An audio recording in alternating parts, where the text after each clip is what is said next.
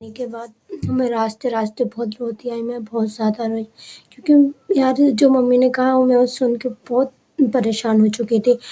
फिर कुछ दिन बीतते गए, मैं अल्लाह से रो-रो के दुआएँ माँगती थी नमाज़ों में कि अल्लाह पाक या तो तू मुझे मोहब्बत या तो मेरे दिल से मैं इनके लोगों के लिए मोहब्बत निकाल दे, अगर फिर या तो फिर तू सब ठीक कर दे, सब ठीक कर दे, इन लोगों को मुझसे मिला दे।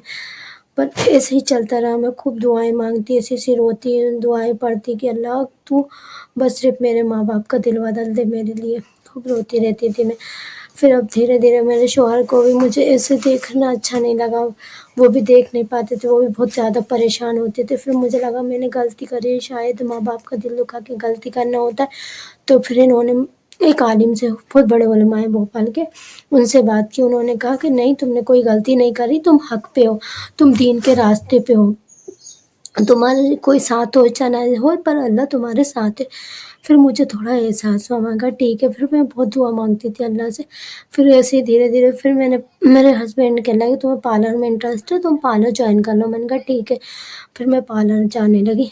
धीरे-धीरे वहाँ पे मन बदलने लगा, मन बहकने लगा मेरा।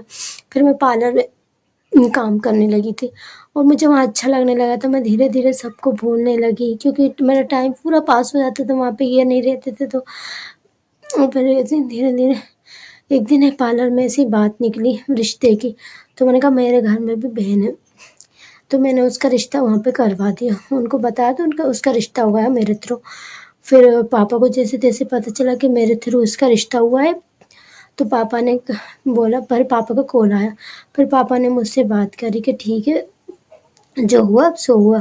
तो कहने लगे आ जाना तू शादी में, किसी से कुछ मत कहना, शायद धीरे-धीरे सब ठीक हो जाए। तो मैंने कहा चलो ठीक है, इसमें अल्लाह की